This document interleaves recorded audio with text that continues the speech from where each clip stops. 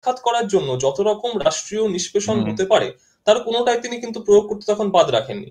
তাহলে এই যে ক্ষমতার বাইরে চলে গিয়েও লড়াই করা বা নিজের নেটওয়ার্কটাকে ধরে রাখা, এইগুলো আওয়ামী লীগের কাছে কিন্তু খুব নতুন কোনো ঘটনা নয় যে সেটা তারা করতে পারবে না।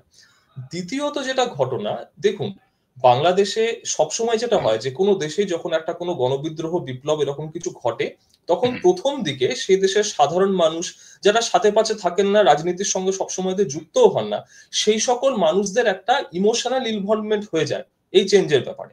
তারপর যদি তারা দেখেন যে পরিবর্তন তারা চেয়েছিলেন সেই পরিবর্তন নয়, অন্য কিছু শক্তি এখানে এসে নিজেদের স্বার্থ চরিতার্থ করার চেষ্টা করছে, তখন কিন্তু তাদের মনে যে আশাটা জাগে সেটা হচ্ছে আবার করে দেশে আগে স্টেবিলিটি ফিরে আসুক। সাধারণ মানুষ বাংলাদেশে স্টেবিলিটি চাইছেন আবার করে, তারা চাইছেন যে প্রপার ব্যবসা বাণিজ্য আবার করে চালু হোক, বিশ্বের বাজারে বাংলাদেশের যে পণ্যগুলো বিক্রি হতে হয়তো পারছে না, ইন্ডাস্ট্রি বন্ধ হয়ে যাওয়ার জোগাড় হচ্ছে, সেগুলো আবার করে চালু হোক। তো সবকিছু নর্মালাইজ হয়ে যাক, শিক্ষা প্রতিষ্ঠানগুলো নর্মালাইজ হোক, মেয়েরা চাইছেন তারা আবার করে পড়াশোনা করার, তারা আবার করে নাগরিক হিসেবে বাঁচার সুবিধাগুলো পান, এগুলো তারা কিন্তু চাইছেন। তাহলে স্টেবিলিটি কে দিতে পারবে? স্টেবিলিটি দেওয়ার কিন্তু একটা বড় দাবিদার আবার করে সেই আওয়ামী লীগকে আমার কিন্তু খানিকটা হলেও মনে হচ্ছে। তাহলে আর এইটা হচ্ছে ভয়ের আরেকদিকে জায়গা। ভারতের সঙ্গে সম্পর্ক, এটা নিশ্চয়ই বাংলাদেশের সাধারণ মানুষ যারা আবেগে সেই সময় হয়তো যুক্ত হয়ে গিয়েছিলেন, সমর্থন দিয়েছিলেন, তারাও বুঝতে পারছেন শুধু ভারত বিদ্বেষ ছাড়া আর কিছু ওখানে বলা হচ্ছে না। তারা চিকিৎসার জন্য, পড়াশোনার জন্য ভারতে বহু মানুষ আসেন, লক্ষ লক্ষ মানুষ, এবং আমাদের এখান থেকে প্রচুর সামগ্রী বাংলাদেশে যায়। আমাদের ওপরেই অনেকটা নির্ভর করতে হয় আমাদের বাংলাদেশের, আমাদের পড়শি দেশের মানুষদের। সেখানেও বাংলাদেশের মানুষ নিশ্চয়ই বুঝতে পারছেন। দেখুন, বাংলাদেশের মানুষ তো এটা বুঝতেই পারছেন যে এই যে আপনাকে একটা আমি নিজের পার্সোনাল একটা জিনিস শুনেছিলাম সেখান থেকে বলি, যে এই যে আমাদের পেট্রাপোল বা এই যে বেনাপোল বর্ডার, সেই বর্ডারের দুই প্রান্তে যত ট্রাক মালিকরা ছিলেন, হাজার হুম। হাজার ট্রাক মালিক, এই হুম। অগাস্টের পর থেকে ব্যবসা বাণিজ্যের অবস্থা এত খারাপ হয়েছিল যে বাংলাদেশের সাইডে ট্রাক মালিকরা সবাই নিজেদের ট্রাক বিক্রি করে দিয়েছেন। 1/5 দামে সেগুলো সব বিক্রি হয়ে গেছে। ব্যবসা বাণিজ্যের অবস্থা দিকে খুব খারাপ।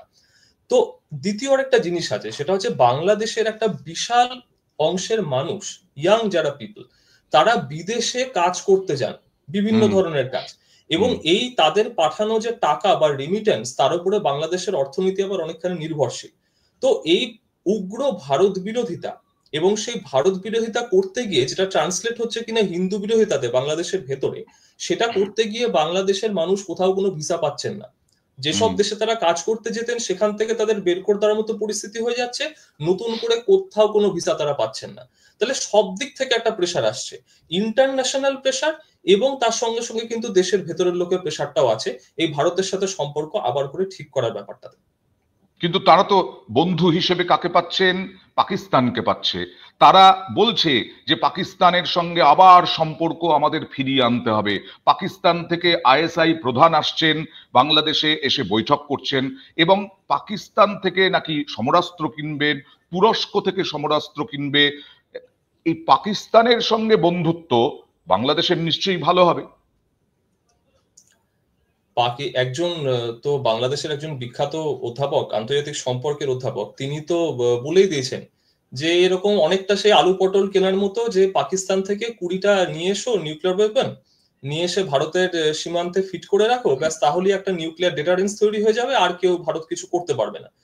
তো মানে উনি তো অধ্যাপক, ওনার তো জানা উচিত যে একটা আন্তর্জাতিক প্রোটোকল রয়েছে এর জন্য। নিউক্লিয়ার ওয়েপন কেনা এভাবে তো যায় না, নিউক্লিয়ার হুম। মেটেরিয়াল এভাবে কেনা যায় না, নিউক্লিয়ার হুম। সাপ্লায়ার্স গ্রুপ আছে, সমস্ত নিয়ম কানুন আছে। তো একটা অংশ বাংলাদেশের ভেতরে তো রয়েছে যারা চাইছে যে আবার করে এই পাকিস্তানের সঙ্গে সম্পর্কটা ভালো হোক, বা এই যে আইএসআই চিফ এনারা যে আসছেন, বা এই যে সমরাস্ত্র কেনার কথা হচ্ছে বাংলাদেশের ভেতরে, কার থেকে তারা কিনতে চাইছেন? পাকিস্তানের থেকে কিনতে চাইছেন। পাকিস্তানের অর্ধেক মানুষ রুটিন লাইনে দাঁড়িয়ে রয়েছে, দেশটির তো দেউলিয়া হওয়ার মতো পরিস্থিতি, এখন ইউএস এইড বন্ধ হয়ে যাচ্ছে, এই দেউলিয়াপনা আরো বেশি বাড়বে। সৌদি আরব যদি বেল আউট না করে এখন পাকিস্তানকে কোনোভাবে, তাহলে পাকিস্তানের অর্থনীতির অবস্থা কি হবে সেটা মানে কেউই বোধহয় বলতে পারছেন না। কিন্তু তো সৌদি আরবের এদের সঙ্গে থেকে ভারতের সম্পর্ক বেশ ভালো। বেশ ভালো সম্পর্ক, বেশ ভালো। আর পাকিস্তান যে মানে যার কাছ থেকে তারা আশা করছেন, তারা নিজেদেরকে একেবারে আন্তর্জাতিক রাজনীতিতে এবং তার সঙ্গে সঙ্গে কোণঠাসা। আইসোলেট করে ফেলেছে। তো আমার যেটা মনে হয়, সম্ভবত অ্যাজ ইন্ডিয়ান অ্যানালিস্ট আমাদের যেটা দেখা উচিত, বাংলাদেশের সাথে পাকিস্তানের সম্পর্কটা অতটা ইম্পর্টেন্ট নয়, যতই ওটা ওদের মিডিয়া বলুক না কেন। চায়না কি করছে সেটা দেখাটা বেশি গুরুত্বপূর্ণ বাংলাদেশে। আপনি আন্তর্জাতিক সম্পর্ক বিশেষজ্ঞ অধ্যাপকের কথা বললেন, আপনিও তো শুনেছেন অবসরপ্রাপ্ত সেনাকর্তা, তিনি বলছেন একদিনের মধ্যে না 4 দিনের মধ্যে কলকাতা দখল করে নেবেন। তার কি কোনো মানচিত্র সম্বন্ধে, কোনো ম্যাপ সম্বন্ধে আইডিয়া আছে কিনা, বা কলকাতা দখল করতে গেলে কি করতে হবে সেই সম্বন্ধেও আইডিয়া আছে কিনা?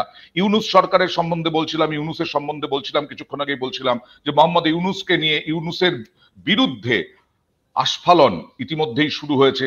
এবং গণপরিষদের সভাপতি তিনি এবার ইউনূসের বিরুদ্ধে সুর চড়ালেন।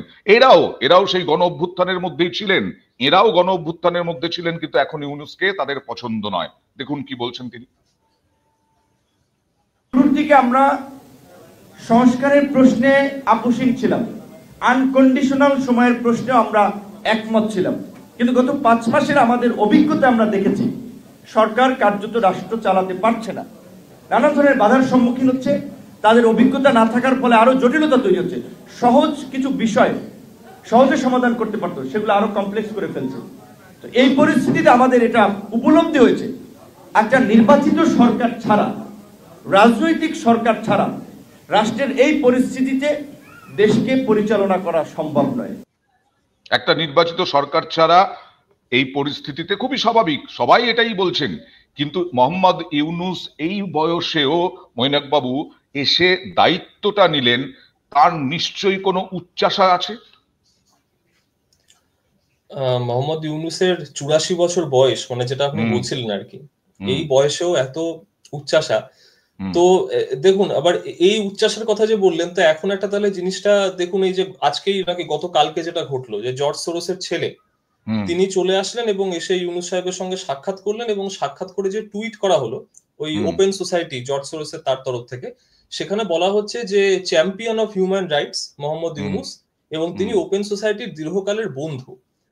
তো ইউনূস সাহেব আসলে একটা ফেস মাত্র, তার পিছনে তাকে পরিচালনা করার জন্য অনেকগুলি গোষ্ঠী রয়েছে, অনেক সংগঠন রয়েছে।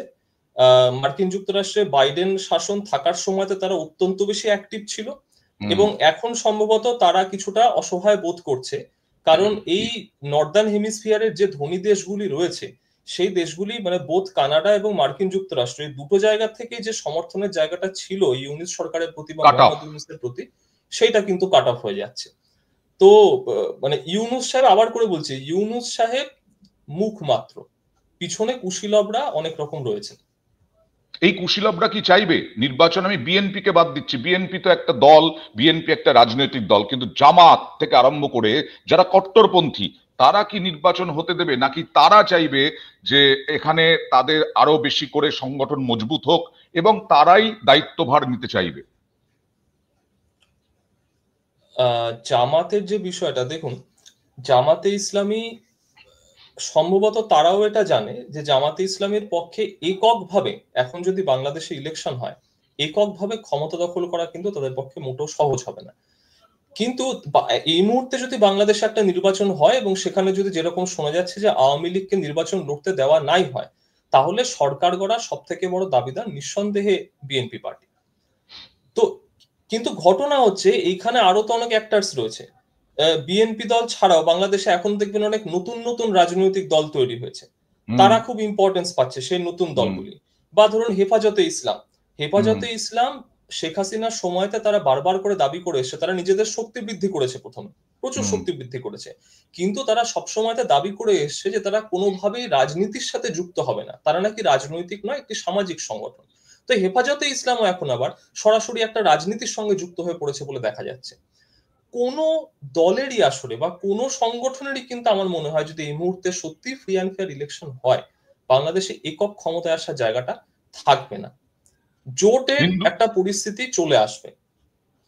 হিন্দুদের উপর অত্যাচার হচ্ছে, সংখ্যালঘুদের উপর অত্যাচার হচ্ছে, খুন হচ্ছে বাংলাদেশে। এই পরিস্থিতি, ভারত এখন যে অবস্থানে আছে সেই অবস্থান কি আপনি যথোপযুক্ত বলে মনে করেন, নাকি আরো বেশি ফোঁস করা উচিত? দেখুন, ভারতের যে ডিপ্লোমেসিটা ভারত এখনো পর্যন্ত করেছে, মানে বাংলাদেশের সরকার পরিবর্তনের পরে, আমার ব্যক্তিগতভাবে মনে হয় সেটা কিন্তু কিছুটা ম্যাচিউর ডিপ্লোমেসি আমরা বলতে পারি। অনেকেই প্রশ্ন তুলছেন বা অনেকেই আওয়াজটা তুলেছেন যে ভারত কেন আরো অনেক বেশি প্রোঅ্যাক্টিভ হলো না এই যে হিন্দুরা ভেতরে আক্রান্ত হচ্ছেন বা মারা যাচ্ছেন সেই বিষয়গুলোতে। কিন্তু ভারত এখানে একটা সার্বভৌম দেশ, তো সেটা তার হ্যাঁ, ভেতরে ভারত কি করে কোনো সামরিক শক্তি তো ব্যবহার করা সেখানে যায় না। আবার অন্যদিকে যখন এই পরিবর্তনটা হয়েছে অগাস্ট মাসে এবং তার পরবর্তী সময়, সেই সময়ের আন্তর্জাতিক পরিস্থিতিটাও দেখুন।